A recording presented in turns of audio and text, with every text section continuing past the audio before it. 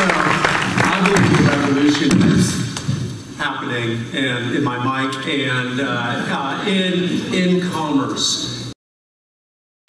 When I think about entrepreneurship and the students that I get to work with at the Jim Moran School of Entrepreneurship, there is a lot going on, and there is a wave of just what I would consider the next economic revolution. And today, when Jay Revel called me and said, "Hey, would you like to speak?" I said, "Hey, what do you want me to speak about?" He said, "You can speak about anything you want." And so I'm like, okay, great. I want to talk about the changes that are happening. Just to let you know, I didn't know I was an entrepreneur when I was a kid. Let's see if we could. Hold on a second. Testing 1, 2, 3. Testing 1, 2, 3. All right, there we go. Plan B. Told you I wanted to use my own mic. Those of you who know me know that. So I didn't know I was an entrepreneur until I was 9 years old. I started my first business when I was 9 years old, renting video games to my friends at school. Subsequently, that's when I got to meet the principal of the school, and then subsequently learned the #1 rule in entrepreneurship: it's better to ask for forgiveness than permission. And that's the entrepreneurial spirit of just driving. As Matt said, I've started lots of little companies. I went into the family business when I came to Tallahassee, decided to start a church and did that. Through the church in 2004, I realized that there wasn't a lot of money to do the tangible stuff of helping people that I'm super passionate about.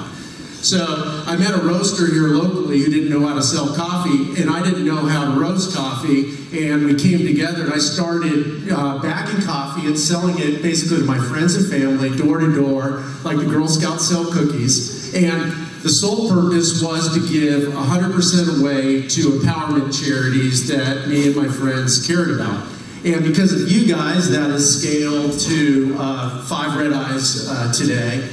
Here on campus, and we have a 6th one opening up in Capital Regional Medical Center, hopefully in the new year. Right, Bill? Yes. We keep on pushing that date back. So lots of cool stuff. So I didn't even know I was a social entrepreneur until FSU called me one. I didn't even really know what that was. I just figured I was finding a market solution to a social problem. I see Jessica here that this is a big wave that INE's doing, is just how do nonprofits find sustainable income? But I think it's bigger than that. And I think to really understand that, we actually have to go back a little bit to when we were kids. When I was a kid, fall, I looked forward to fall. And it wasn't because of football. It was because the Sears Christmas wish book would come out. I looked forward to it. In fact, I'd open it up and I would circle and check like all these different things, you know, so my parents would know all the things that I needed. And it was over 600 pages of amazing things. You could be whatever you wanted to be. All you had to do was buy something out of that catalog. You could be a race car driver. You could be a fashion plate. Or you could be a swinger. With a stick shift gear control, ultra low for fast acceleration. This baby was designed for speed. Do you have these, Halsey, at Bird Legs? They're on order. That's bad though, huh? Take that out at Food Line. But like Charlie Brown, if you've been to your mailbox, if you even know what that is, lately, there's no Christmas wish book in there anymore. And the reality is, even the company behind this paramount just kind of childhood memory is gone by the wayside. This once there was a giant, we all got everything from them.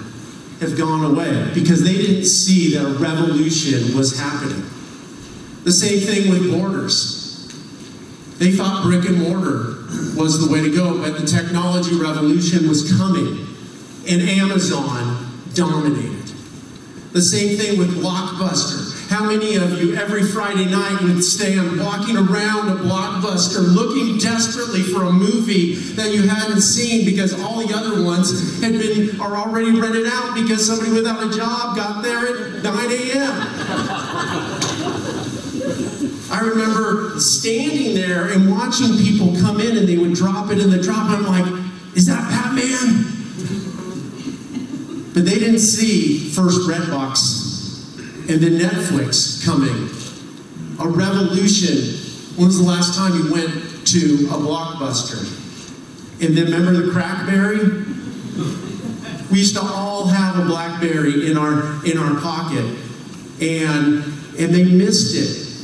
They missed the smartphone. Smartphone, I need a smartphone. Revolution.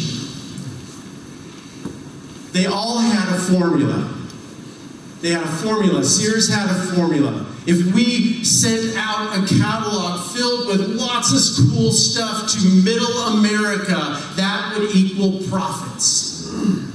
They all had similar formulas. We all have in business similar formulas, but things are changing. In fact, 2 plus 2, and that's meant to be a 13 right there, no longer equals profits, but it equals disaster. You have to innovate, you have to change, and I can tell you with the students that I'm working with at the Jim Moran School of Entrepreneurship, that they are coming up with amazing ideas that are going to revolutionize the world. So what happened? Well, I believe that every revolution has winners and losers, and those who are willing to evolve historically are the winners. And I just want to real quickly go through the 4 economic revolutions that have happened in the history of the world. In 10,000 BC, the first economic revolution happened, and that was the agricultural revolution. And the agricultural revolution was the first time where hunter-gatherers with no stability of their food source came together and started to till the land. And that took care of their basic needs and allowed civilization to grow and families to grow and cities to grow. About 12,000 years later, the Industrial Revolution happened, where those farmers started moving into the city and started working in factories and living in high-rises. In the mid-20th century, the technology revolution happened with radio and television, and then it really got kicked off in the 60s when JFK had his moonshot and said, we're going to the moon. And subsequently, technology has been up and to the right ever since then. But I believe there's one more revolution, and it's happening now. And that is the social revolution. That companies, smart companies, are going to need to pivot in order to figure out how can they find how they can maximize their social and environmental impact in their company, because no longer is it good enough to have a product and a service at a fair price, which I learned in business school. No, you have to do more. And to understand why, you have to actually go back to high school. Remember Maslow's hierarchy of needs?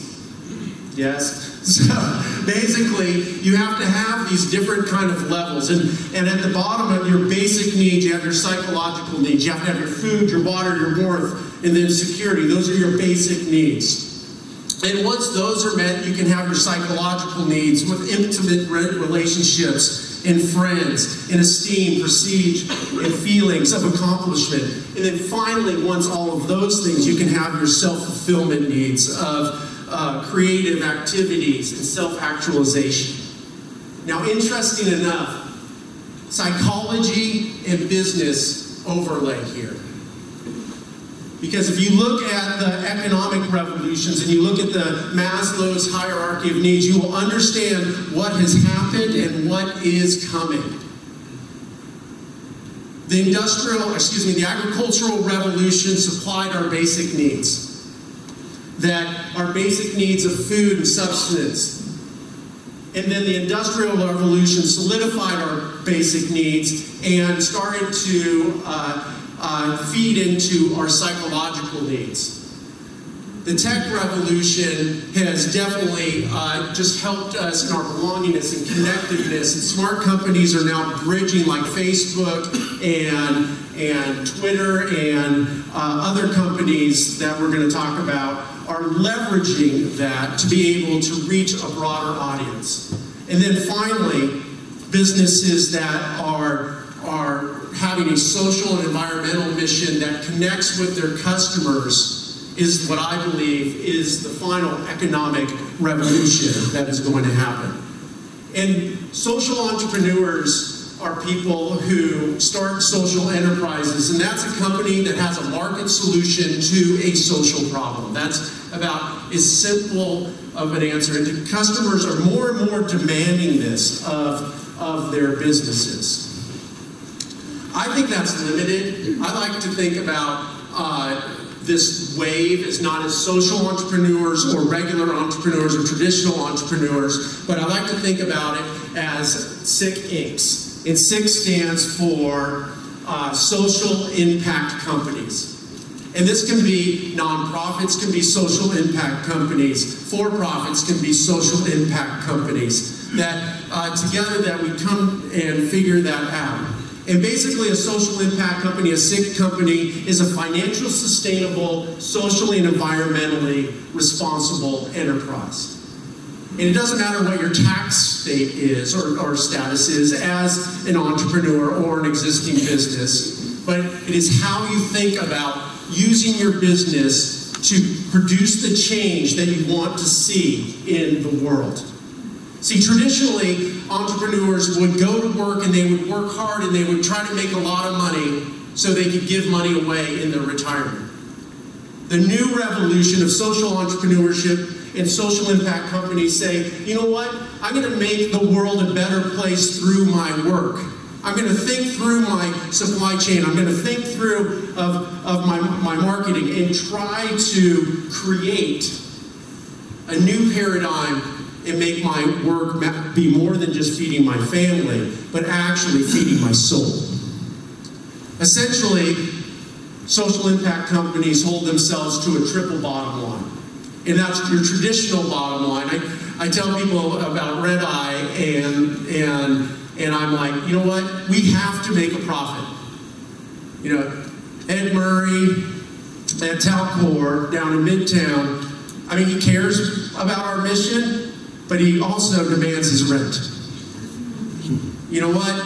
We have to pay our light bill. You know what? Our employees are great, but we have to pay our employees. We have to make that first bottom line. But we also have a second bottom line and a third bottom line. Somebody told me that Venn diagrams make you look smart, so here's a different way of looking at it.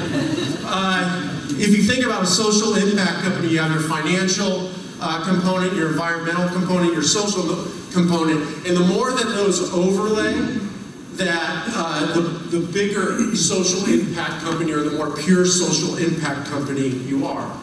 So what are some examples of SICKs, of social impact companies? Well, you probably know some that have already happened. Number one, my favorite, and Red Eye is a corporate fellow of Newman's Own. Anybody ever had a Newman's Own product? Salad dressing, pizzas, and everything. Did you know that 100% of their profits went to charity? Yeah.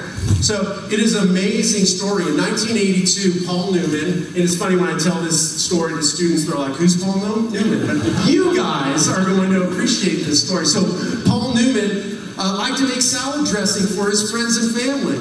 And he started doing that, and he put it in old wine bottles. So I guess Paul drank a lot of wine, and they would come back and they would want more. And then a buddy of his said, hey, you know, Paul, you should sell this. And he's like, why would I want to sell my salad dressing? I'm a rich movie star. Why would I do that? And so he got convinced to do it, and in the first year, they had $300,000 in profits. And they said, Paul, what do you want to do with it? And he said, let's give it all away. And that's what they did. And to date, they have given just shy of $500 million with a B dollars to local and global empowerment charities. And this is an amazing example of finding a market solution to a social problem. And they make a profit, and they give that profit away, but I know their employees, and their ED, and they pay their people well. And they do both. And this is a pure example of a social enterprise. You all know Elon Musk. You may not know that he's the founder of SpaceX, Tesla, and Solar City. Now, Tesla and Solar City and SpaceX actually is driven by one singular belief that Elon Musk has, and that is that humanity is going to kill themselves through pollution. That he has that belief, and he is creating a market solution to curb CO2 emissions. That's what Tesla is about, to get off of fossil fuels. Solar City, it's the best product release I've ever seen, of changing roofs, not into ugly solar panels, but beautiful solar panels. And then SpaceX is his thing, if all else fails, I'm going to go to another planet. Just real quickly, YMCA, the Young Man's Christian Association, the Y, that was started by a pastor who had a dream of trying to help troubled youth to get off the street, and now it's a global concern. And one of my most favorite recent ones, for profit, is Embrace. This is started by 4 college students who, in an engineering project that they were told to solve a world's problem, and they looked throughout the world and they found out that over 1 million babies die every year on their birthday, on the day, because they are prematurely born. And they said, why is this happening? They started looking around and they saw that incubators cost $20,000 at the time. And they looked at what the incubator did and said, you know what? This is not helping all these children and these families. How can we disrupt this and make it accessible? So what they did was made like what it looks like a little baby sleeping bag, and the mother can actually, or the father can heat the pads up and they put it in, and they have sold over and saved over 200,000 babies' lives since their inception. And just to let you know, this product sells for about $300. 300 times 200,000 is $60 million in revenue in a few years, and extremely successful. And a lot of times people think, oh, social entrepreneurship, you know, how am I going to feed my family? You can feed your family. Red Eye Coffee, this is not meant to be a commercial, but this is one that I know. A social enterprise here locally. Again, we started with an idea that we wanted people to be able to drink coffee locally and to change lives globally. And to date, we've given all the proceeds away. We also have worked really hard on having the most transparent, ethical supply chain. That we have this dream that every single person who interacts, from supplier, from farmer, who comes in contact with Red Eye, that is mutually beneficial. We tell it this way. Red Eye has a promise. Every time you purchase a Red Eye product, you are making the world a better place.